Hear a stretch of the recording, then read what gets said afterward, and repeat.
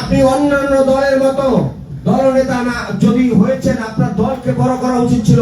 তাহলে আপনার উচিত ছিল আপনার দলের 40-50 জন প্রার্থী দেয়া, তাহলে আপনার দল বড় হতো, আপনি বেশি ভোট পেলে উচ্চ কক্ষে যেতেন।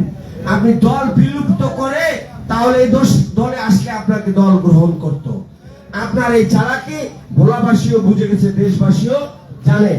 প্রিয় উপস্থিতি, এখন 12 তারিখে নির্বাচন। দেখবেন নির্বাচনের সময় অনেকেই আসবে টাকা পয়সা নিয়ে, জনগণের সাথে সম্পর্ক নাই, 200-500 টাকায় ভোট কিনতে চাইবে। এবার ভোলাবাসী কিন্তু সেই ভুল করবে না, মানুষ এবার বিক্রি করবে না। 200-500 টাকায় কেউ তার ইমানত হক সাক্ষীকে বিক্রি করবে না।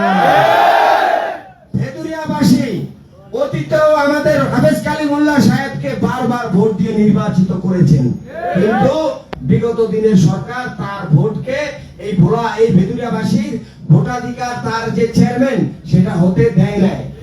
আগামীতে ইনশাআল্লাহ ভেদুরিয়াবাসী ব্যর্থ হবে না।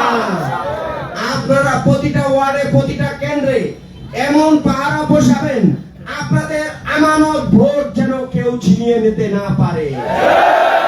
এ ব্যাপারে সচেতন থাকবেন ইনশাআল্লাহ।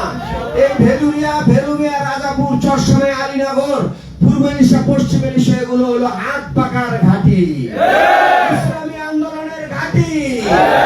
সুতরাং কেউ কারো রক্ত চক্ষুকে ভয় পাবেন না।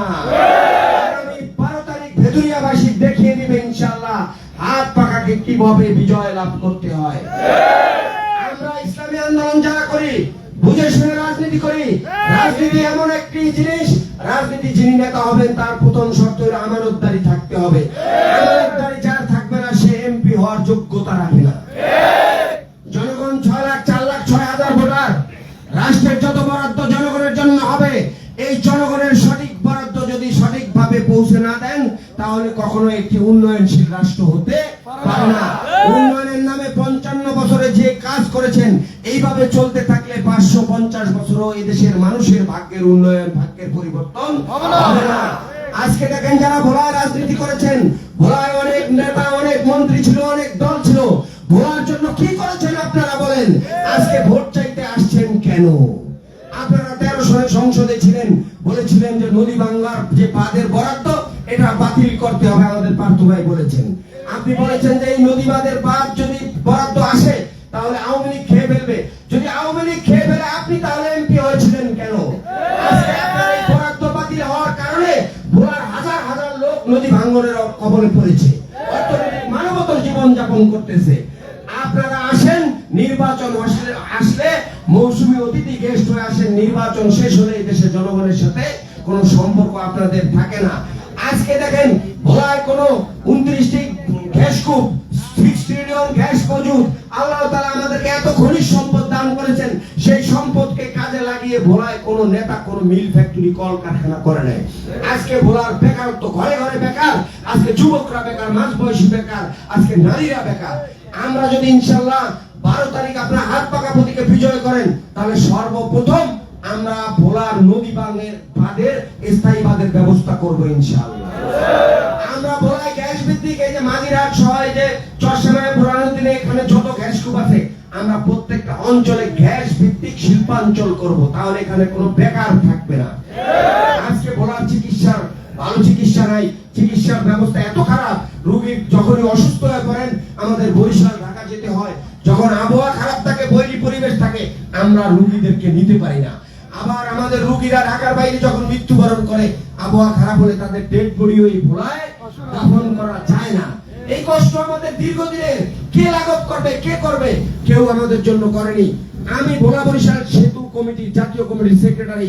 আপনারা দেখেছেন এগুলো নিয়ে আমরা সেতু যে আমাদের উপদেষ্টা, তার সাথে বৈঠক করেছি, সেতু সচিব মহোদয়ের সাথে ঢাকা বৈঠক করেছি। এগুলো নিয়ে ভোলা, বরিশাল, চট্টগ্রামে আন্দোলন করেছি, এই আপনাদেরকেই নিয়ে।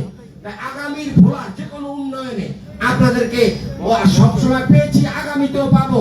আর যদি আপনারা আমাকে সংসদে পাঠান, তাহলে ভোলার উন্নয়ন নিয়ে আপনাদের সাথে নিয়ে সংগ্রাম আন্দোলন করব, যাতে আমাদের দ্বীপ জেলা ভোলা অর্থনৈতিকভাবে সমৃদ্ধশালী হয়, এই জেলার কোনো মানুষ বেকার না থাকে, নারীদের কর্মসংস্থান হয়, কৃষক, জেলে, তাঁতি সকলে যেন আর্থিকভাবে লাভবান হন।